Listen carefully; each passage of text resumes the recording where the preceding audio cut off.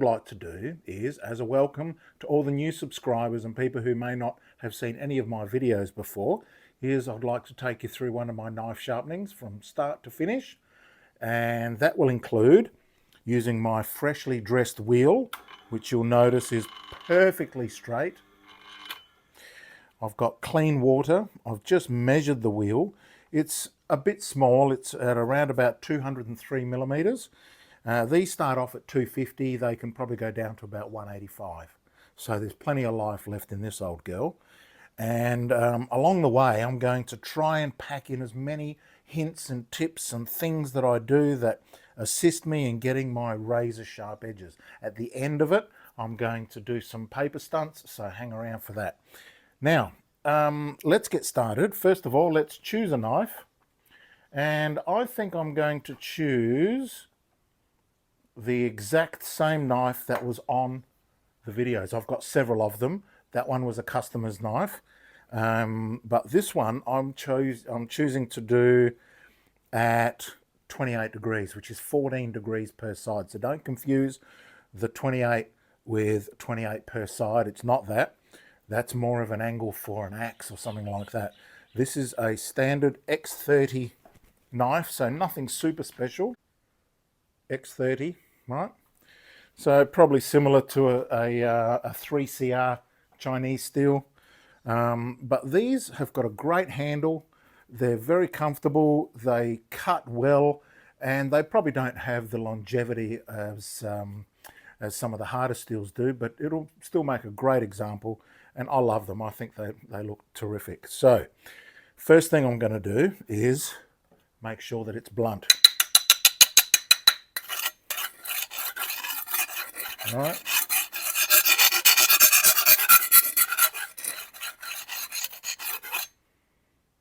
That is blunt as a really blunt thing. Let's make sure. All right. Nothing there at all. Just to make sure.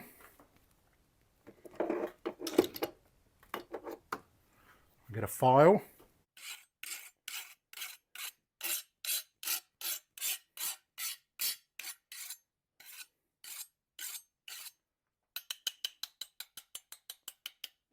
That is blunt. Right, so first thing I do is I make sure that the diameter of the wheel is locked in to the new setting, because it's very easy to forget after having dressed and leveled a wheel to change the diameter. That's a big trap for young players. So I've checked it here and I've got it set to 203, number one. Number two, make sure that you've set the angle correctly, and I'm setting this one to 14 degrees. You can see it there. I call this a cheeky 30. So just to make sure that we know what we're doing, I'm going to put that setting on the wheel. And I'm going to call it 14 degrees per side.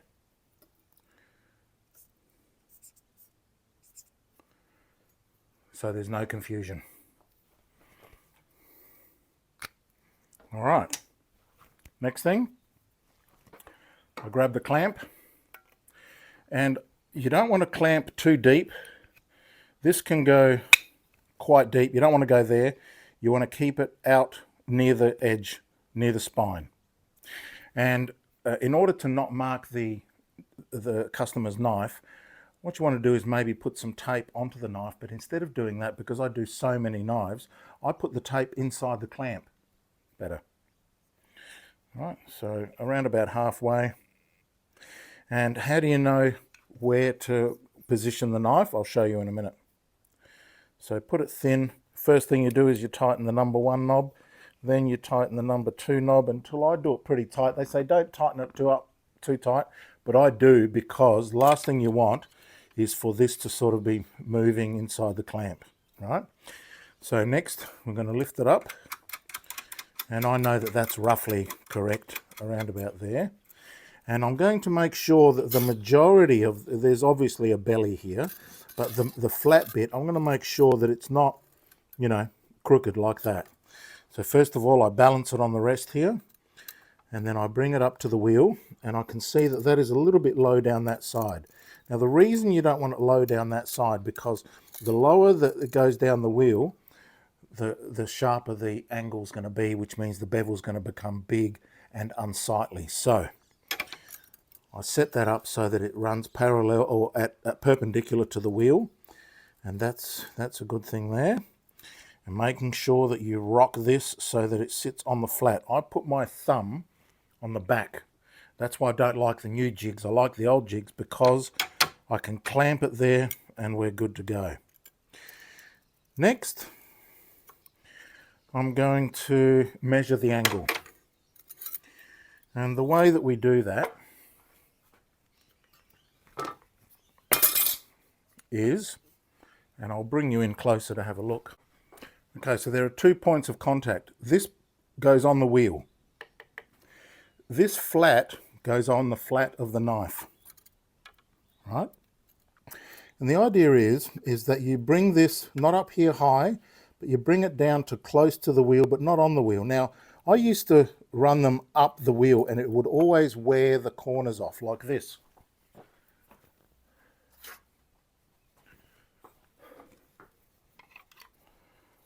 Right, see how it's worn out right there? I don't want that. So in order to avoid that from happening, and I used to buy new ones every, little while, is I always start leaving this, make sure this touches nothing but the steel. So bring it up high on the knife and then bring it down until it's nearly on the wheel, and that's close enough. And what we don't want is a gap there, right? Or a gap there like that, right? We want it to be flat up against the blade, right? And that's close enough right there. So that's 14 degrees.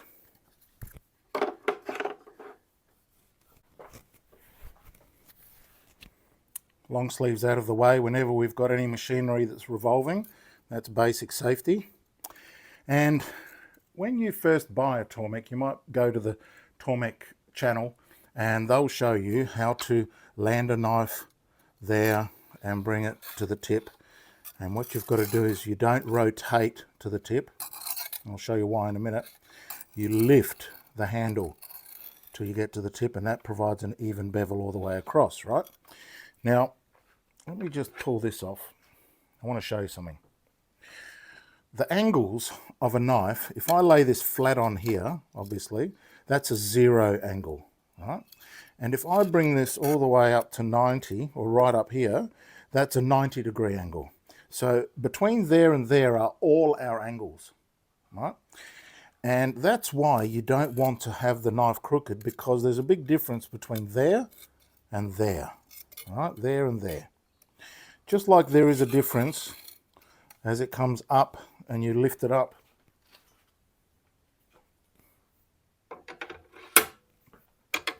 And you lift the knife up, there's a slight difference between there and there. But as you can see, the spine is thick and the edge is thin, so it kind of evens out as I come in. Now, I don't like landing on here for a couple of reasons. First of all, it's very difficult to get it right perfect. Are you going to probably start with the heel digging in there, or you might start with the heel, halfway through the knife digging in there, and it just makes a mess of that heel. So I always start at the tip, and the tip's quite hardy, right? Don't worry about wearing out the tip. You won't wear out the tip. Start on the tip, and if you're shy, just move along quickly, but you don't have to. You'll see in a minute how fast I move. Start at the tip and just bring the knife down and then run it through its paces, and maybe pause for a little bit on the heel, because the heels are always fatter. So it's fatter here than it is in the middle. Not always, but sometimes. So what I do is I make sure that I'm starting on the tip, and the first thing I do is I make sure that I'm at right angles and probably seated on the rest here.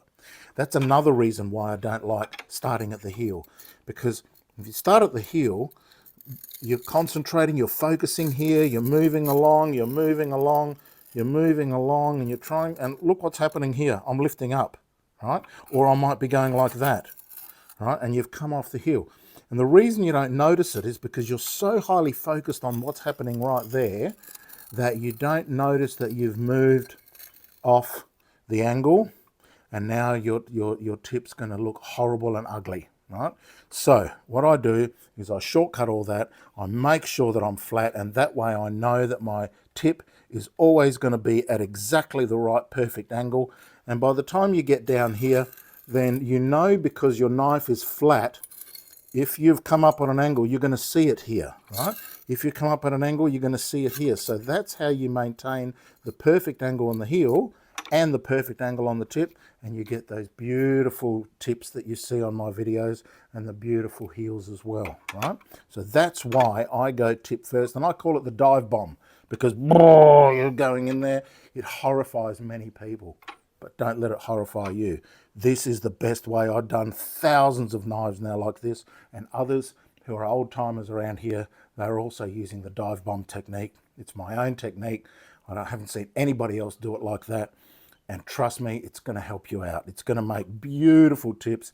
You're just going to love it, right? So let's crank the old girl up. First of all, because we've done a lot of moving and that, let's just make sure that that is correct. And in fact, it needs to lay down just a little bit more.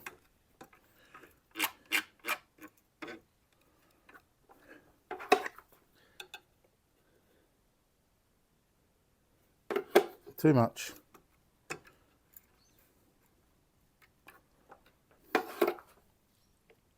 Beautiful. Right, now, where do you start? Well, with a knife that's had an edge that's damaged this much, you want to start rough. This is currently quite smooth, so I don't use this stone very much. I do sometimes. I use this to smooth it out when I'm doing some smoothing, but I use instead diamond plates. These diamond sharpening plates are easily available on eBay. Make sure you get the ones with the foam backing, because they seem to be better quality. This one's kind of worn out. The rusty spots are where the grit has come off, but there's plenty of places here which I can still use that are fine. So what I'm going to do is I'm going to start with the 80, and I'm just going to lay it on there, and I'm not going to come around the corners because I want those radii to remain smooth, right? I want them to remain smooth because they're a highly focused area of grinding. I don't want them to be rough. So I'm going to just touch it on here a little bit.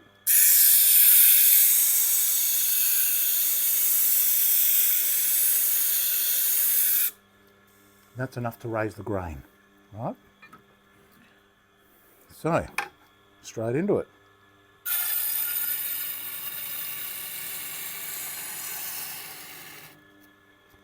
Why did it stop? Did you see that? It stopped. Have a look here. It's wet, and the machine drives on the water. It drives on this wheel. See, it's spinning and it stopped. Don't let it worry you. Just dry off this. I'm glad that happened actually, because that might mystify a few of you. I don't have a, normally this wheel is on here and you can't see it, but because it's all exposed and open, you just want to make sure that that's all nice and dry so that it grips nicely. Now let's start again. Making sure that it's on here level, straight, square. Tip first and just gradually move through it, not stopping anywhere.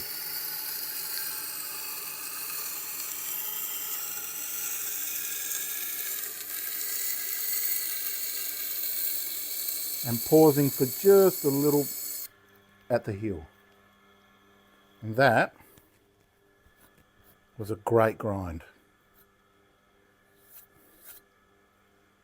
All right, I'll show you.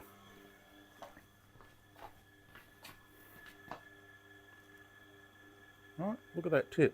That's beautiful. Nice and even. all the way through. And that here was probably even just a little bit overcooked, so you don't have to slow down that much. Depends on the knife, you'll know. Now we do this side, and you do one side, then the other, then the other, then the other. You don't want to do one side all the way, because what happens is you will end up grinding it all the way across, and you'll end up with a mismatched bevel, right? So you don't want to grind one side all the way until you see a burr. Unless you know there's a lot of grinding to be done, then you can maybe do a few passes here, a few passes here, a few passes here, and then go one, one, one, one until you start to get a burr. Once you've started to get a burr anywhere along the edge, then you can flip it from side to side and make sure that you get a full burr all the way along. And the point of the exercise here is to bring those points together, those bevels together, until you get a point. You know you're at the point because as you're grinding here and you meet this other face, you get a little burr. It's like, think of it as snow being kicked off the top of a mountain, right? You get a little burr there, and then you grind this side, and then you get a little burr on this side. And when you're flipping and flopping the burr from one side to the other, and you can feel it all the way along just by using your fingers, right? Your fingertips will tell you, this finger is more sensitive than this finger, right? So use 3 fingers and you'll feel it, right? At the moment, there's no burr there. Actually, there is a little one, but there shouldn't be. It's just these are very thin, and so it doesn't take much to sort of burr them. So now we'll do this side. And at what angle should you come in? Well, you can come in quite steep. Just start with a 45 and then adjust it as you go along.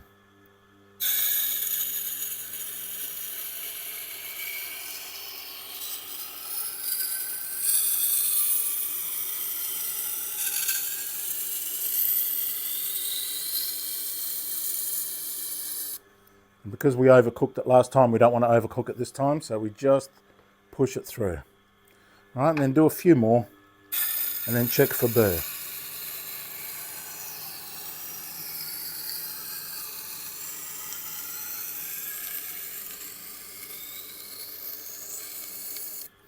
Now, because I damaged this quite a bit with the file and banging it and all that, it may produce a burr while still having a few little chips. So I'm going to make sure of that's not the case, and give it quite a few grinds, probably 4 or 5, before I check it for burr. Because I want to make sure that I'm down to a fresh edge.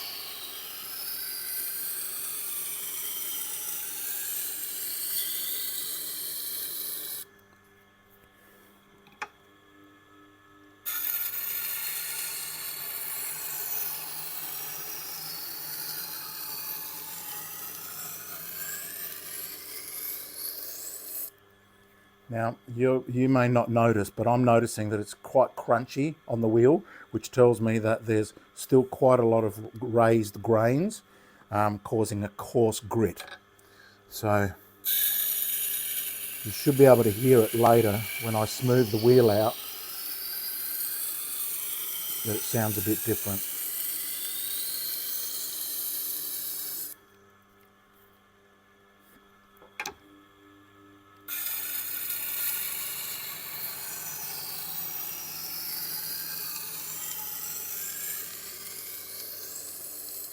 Nice. Always making sure that you're not rocking on here, that you're keeping it stable and flat and perpendicular all times.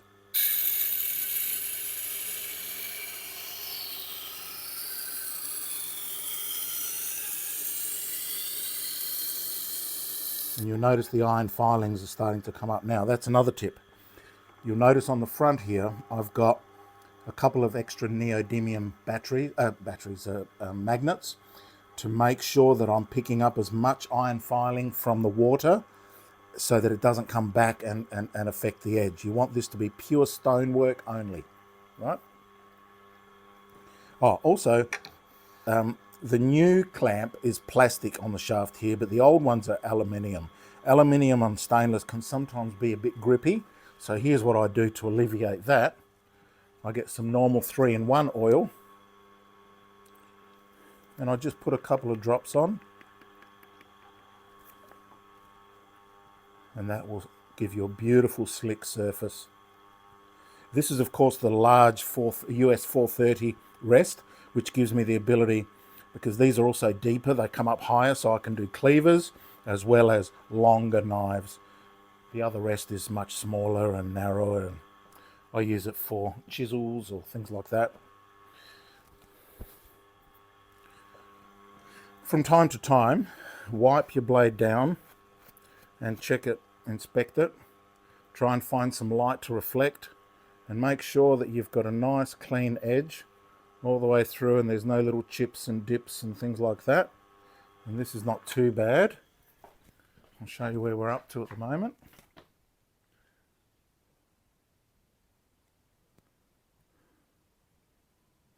That's just a bit of cloth. See? Beautiful, nice, even bevel. Look at that tip, magnificent.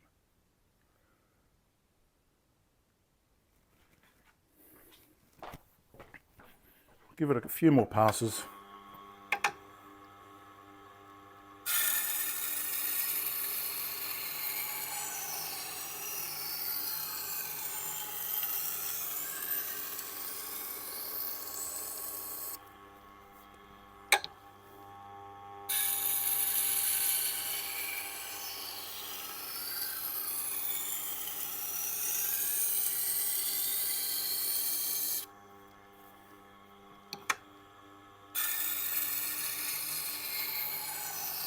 You don't want to move off that tip immediately like you're scared of it. You want to pause there for a brief moment. Make sure that you're getting a good grind on that tip. That's about as long as you want to stay there.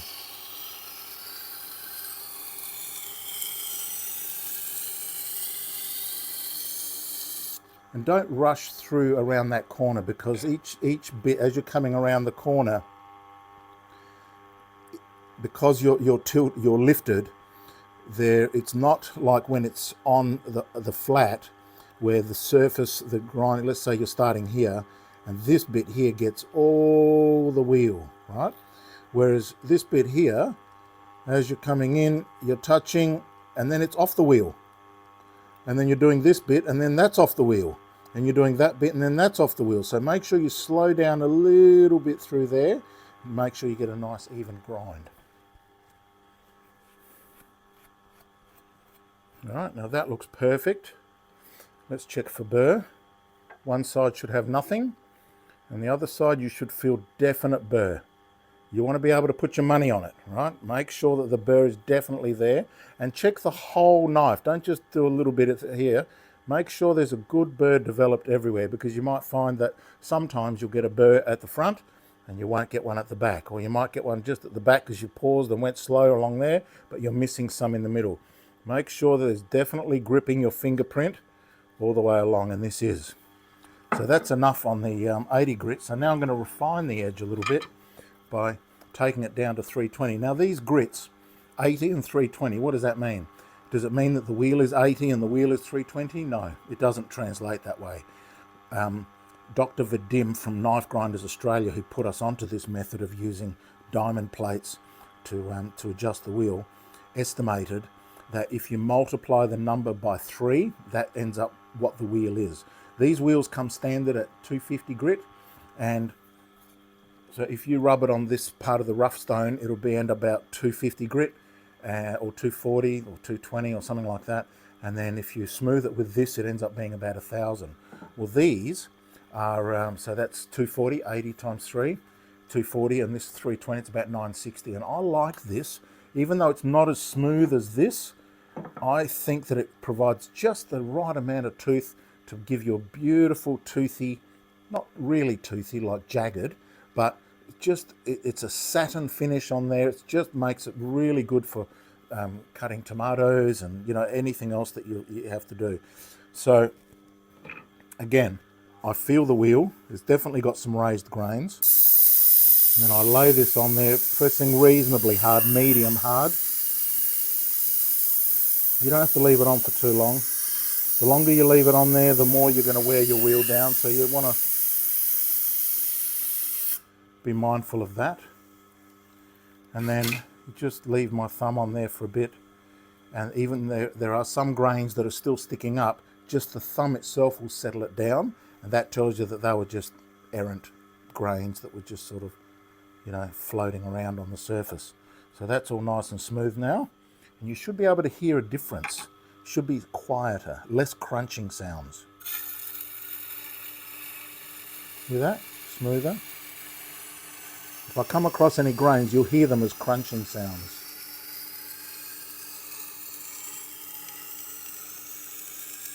Can you hear them peppering the sound a little bit?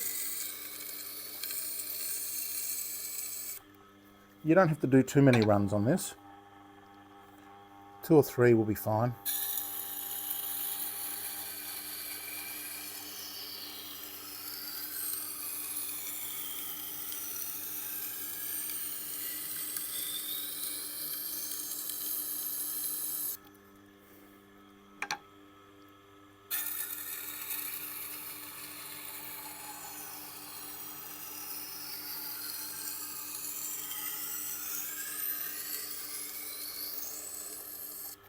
Some people love this sound. I like it. It's very soothing.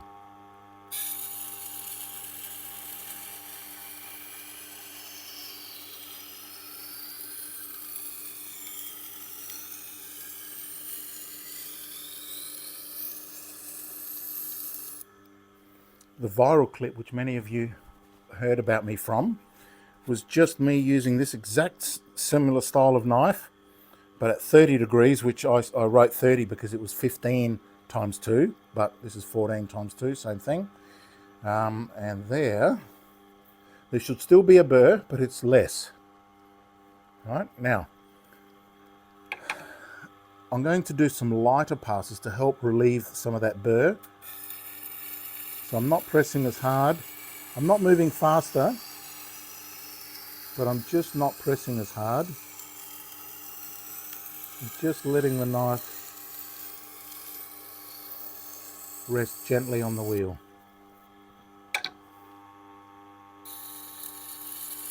And I'll show you what this looks like in a minute. And you'll find that it's a very pleasing edge, or bevel rather. Can't really see the edge, but all right. Let's have a look at that. That looks mag-bloody-nificent. All right, have a look at this. And this is that finish I was telling you about that I want. That beautiful sort of slight toothy, little bit of grain. That's just a bit of cloth. All right, look at that, magnificent. Beautiful tip again, matching the other one. And this is just the best method. You're going to have to trust me. If you're used to doing it the other way, like starting at the heel, grab an old knife, start at the tip. Trust me, you're going to love it. Okay, so that's finished. We're finished here now. And we're going to move on to the honing, which is the process of removing that burr. But we're not finished. After removing the burr, then we've got to take the root of the burr. That burr is grabbing on with a root, or a wire edge as they call it, and that can be removed with the kangaroo tails, which I'll show you about in a minute. So first thing I do, pop that over there. First thing I do, you want to be careful of that edge, so don't lay it down on wood and grit and things like that. Lay it down on a cloth. Okay, so the first thing I'm going to do, and I use chrome oxide, you can use whatever you want. This I find works the best. I don't know why, it just does. So I'll put a bit on there, not too much, you don't have to cake it on, as long as there's some on there. And this provides abrasive onto the leather belt, or the leather wheel. You need abrasive at this point. We're not trying to burnish yet. So I always polish the back of the burr first, and the reason is that if you imagine the burr is hanging off here, if you come right in here and start attacking it, then you're kind of breaking metal off, and it's just not a refined edge. Whereas I'm polishing the back of the burr and weakening its grip on the blade, right? So we're weakening the grip by polishing the back, and then when you come to attack it from this side, presuming the burr is hanging off this way, then it'll come off much easier and provide a much nicer edge. And I think these little things are what makes the difference. So now, how are we going to do this? Because some people insist that you bring the rest over and you set all the angles up again and it's got to be done exactly on the bevel. Well, yeah, that may be the case, but I'm a commercial sharpener. I don't have time for all that malarkey. So what I'm going to do is I'm going to guess. And what I want is, you don't want to be come up right here like this, and you don't want to lay it down flat like that, because that's obviously not going to do anything. You want to be on that bevel with a favour to the apex, to the tip, to the edge, right? And the way that I do that is, as the wheel spins, I lay the knife on and I move it up until it starts gripping. And the reason that it grips is that the back is a hill, right? Think of it as a V, right? So you got the knife like that, and then you've got the bevel, and this point here, right, where the bevel starts, that's a hill, and that's just a thin line there, and that's not going to provide any resistance. But when I get the flat of the bevel on the knife, it wants to pull because there's friction on there, because the face of the bevel provides more friction, and that's when I know that I'm on the bevel. Plus I can see other little marks on the back I might show you later. But that's when I know that I'm on the bevel. And what I want to do is I want to lift it up just slightly, ever so slightly, and I want to work just the apex. I don't care about the bevel now. The bevel's finished. Right? Some people try and polish the bevel on this. It's not its job. Its job is to remove that burr with fine polishing right on the apex. So this is what that looks like. So I lay the knife down like this. Obviously that's too laid back.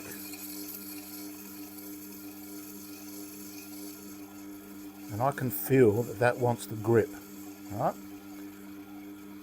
And you can, if you're good enough and you want to stay on that bevel, then that's fine. But I want to actually lift it up a little bit so that I'm on the actual apex, or the very peak of that mountain. And you don't want to do this for too long. You just want to do it maybe 3 or 4 passes and then check for burr. And I use my fingernail for that. I'll show you how to do that in a minute. Right, at least 2 runs.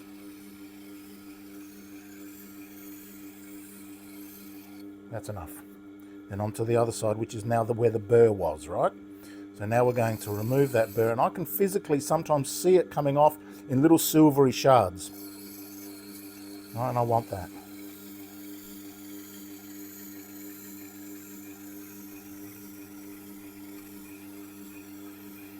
Light pressure. You don't want to be pressing really hard. Don't be nervous. Right, when you get to the tip, if you leave it like that, it might dig in and take off without you. So I just revolve a little bit and make sure that that tip is moving with the wheel and won't grip and won't dig in. Right? So I've done 1.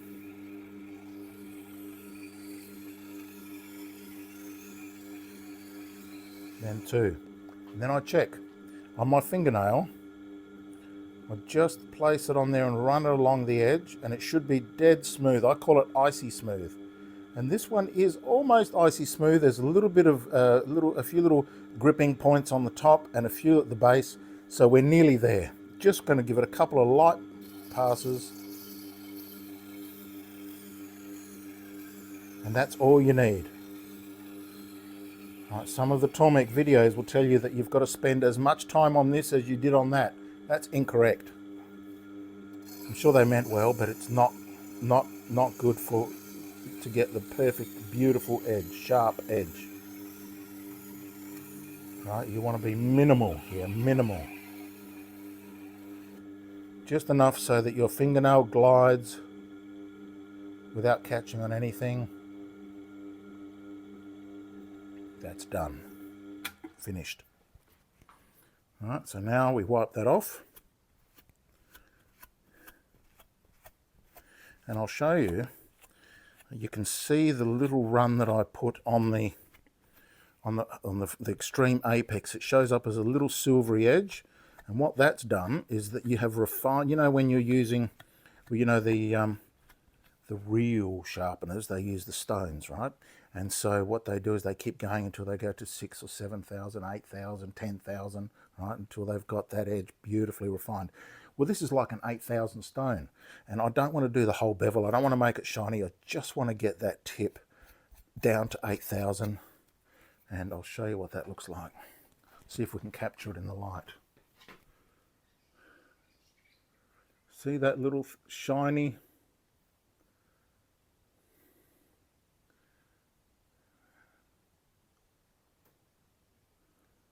There you go, you can see it. Right at the very tip, at the very edge, it's shiny. That is the 8,000 at work, and that's all you need. See it there? Right, you don't have to shine up that bevel. You just need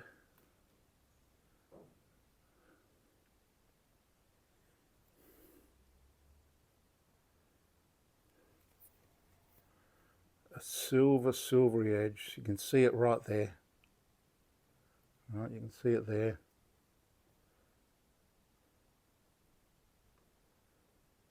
That's all you need. And that knife is almost finished, except for the final step, which is the kangaroo tail. Now, at this stage we're finished. The knife's finished. You can take it off the clamp. And the reason that kangaroo tail is so effective at removing the burr, or the root of the burr, you see those ridges? They grip the edge and rip off any remaining burr root, gently of course. Right? And you only need about 10 passes on there. And on this, in this case, I've got the back of a kangaroo tail. This is the suede side, and I'm just going to finish with a few passes on there, and it will be beautiful. So the important thing to remember here is you want to pull the knife in the direction that you're grinding. So if you're on a stone, right, and you're grinding like this on the stone, then you've put diagonal lines in there as you're grinding. So you want to hone at that angle as well. But we've put vertical lines in. So we want to hone at those vertical lines as well. That's all. And I'm going to do this part, and then I'm going to do that part.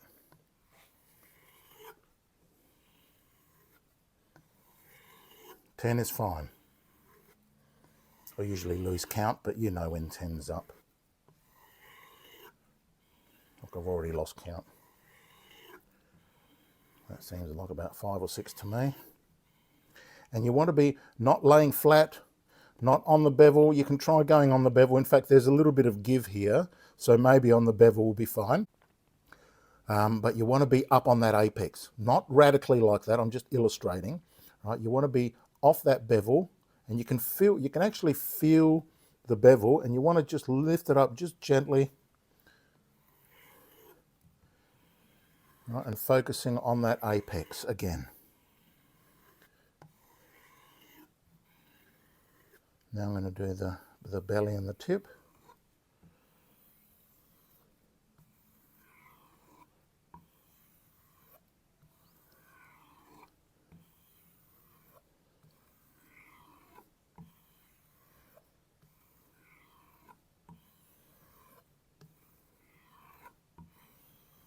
Nearly finished.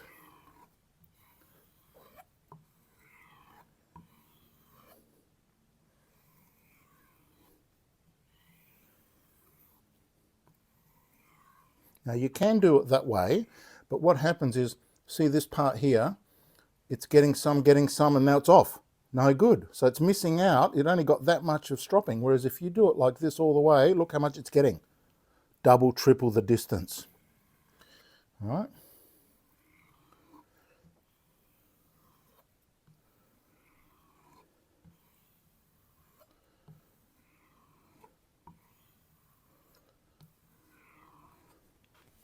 I reckon that's done.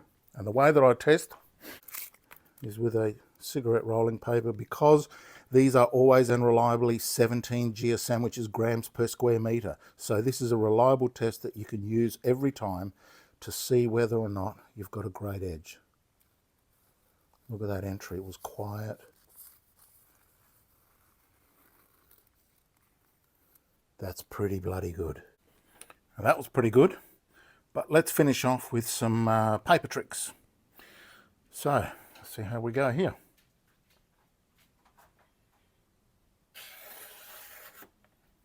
Nice. Sharp as a sharp thing. Of course, that's going across the grain, which is easier. Let's see if we can go along the grain. This is the harder test.